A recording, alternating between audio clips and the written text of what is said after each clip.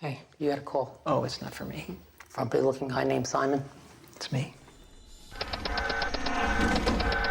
The Double is about a mild, meek man called Simon, played by Jesse Eisenberg, who works in a strange, lonely corporation, and he's so invisible and ignored by everyone there that no one notices him.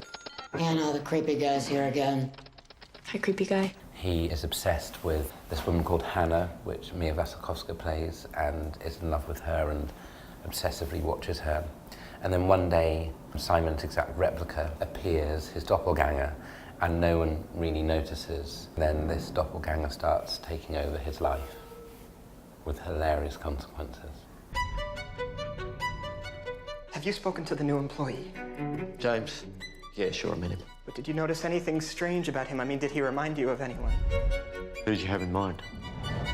What'll it be? I'll just have a Coke. A Coke. And you? Scrambled eggs. You don't serve breakfast in the evening? Oh, do you still have eggs here? Yeah. And do you have a frying pan? Yeah. Just give me the damn food. James, in a way, slightly egoless, unburdened with all of the things that make Simon's life so hard. He's not neurotic, he's not worried what people think about him. It's more a lifting of all of the things that mean that you get in the way of yourself. Do you really think she's looking at me? Yeah. All right, now lick your lips. Yeah. What? Show the tongue, but be careful not to look like a lizard. Go.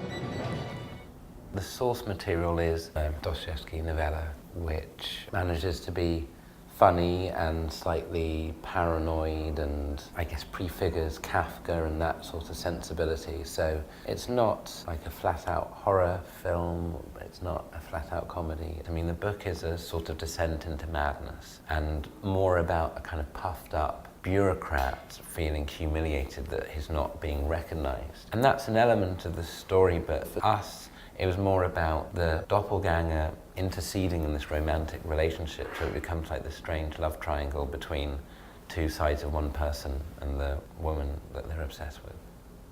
I don't know. I would have never done that. You don't like eggs? No, I mean, I just don't think I would feel comfortable talking to someone like that. She's a waitress. She's here to serve us. If you don't tell her what you actually want, how can she do her job? No, I can see that she can be a little short sometimes, and I do think being forthright certainly has its place. And I'm not, like, criticizing your behavior or anything. Here's your coffee, your beer, and your breakfast. The whole point is that there should be no physical difference between these two characters, yet for some reason everyone gravitates to one rather than the other. We needed someone who's able to, I guess, give that life in a way that would work and be convincing. And Jesse, he's able to differentiate characters very subtly, and he's one of those actors who's able to be technically very precise as well as being emotionally engaged. The tricky thing is when they're both in the same shot together. I've worked with Richard for a long time. It's probably about 10 years now. A lot of the work we've done has been developing looks, making footage look of a different era or of a different time, or sometimes make the visual effects look intentionally bad, but the double had to look real, look like there were two people. The bigger challenge really was for Jesse as an actor to have to play off himself when he wasn't really there, but for us, there wasn't any green screen, so we weren't keying him off, it was all rotoscoped. Wherever two people were in the same frame, one of them had to have been cut out using body doubles and then removing that person and putting Jesse back in. Just a combination of a lot of care and attention and detail. The technical aspects of it are not particularly different to Georges Méliès or, you know, an old Bette Davis film. It's still split screen, and when the camera moves, it's motion control, which is a computerized system whereby the camera can move along a track and a computer will remember that exact move. So you film things multiple times and then you overlay these layers. The difficulty for Richard is they would shoot Jesse as either Simon or James first, and then they'd have to select a take that was the favoured one, because that was what the motion control rig was then going to do as its next pass, and then Jesse would have to switch into being the other character. You know, Richard was having to make decisions there and then on set about which take was going to be the favoured one for at least one of them. There were obviously technical issues of did we get everything okay, is the motion control going to line up? But more importantly, Richard was concerned about the dialogue. Does this feel okay? Are the eye lines all right? Because there's almost next to nothing we could do about that if that wasn't in camera, and thankfully they've got it, and I think it's great and it seems to work really well. The look of the film is very distinct. Richard had quite a clear vision of what he wanted this world to be. This is an allegory, it is quite otherworldly, very stylised. No shirking! This is the big push! The film's set in a non-specific world, so it's meant to look like how in the 50s, if you had a program predicting what the turn of the century would be like, this is what it perhaps would look like. So it's not something that historically has ever existed, and neither is it something that will exist in the future. The idea was to create something that looked kind of obsolete and inescapable and had a sort of dreamy, non-specific quality, because there's something slightly fable-like about the idea of a doppelganger. It's an impossible thing, and so we wanted it to take place in an environment where you're not being given a lot of signifiers leading you to real-world conclusions.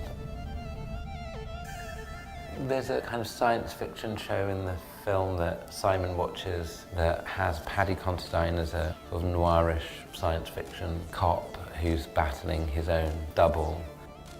There's a lot of design work we had to do, designing the replicator TV show as well as comping it inside the TV. The whole thing needs to be seen because there's a lot to it that obviously you would never appreciate because it's sat there on a TV screen through most of the film, but a lot of work went into that. Get up. What do you want to die on the ground?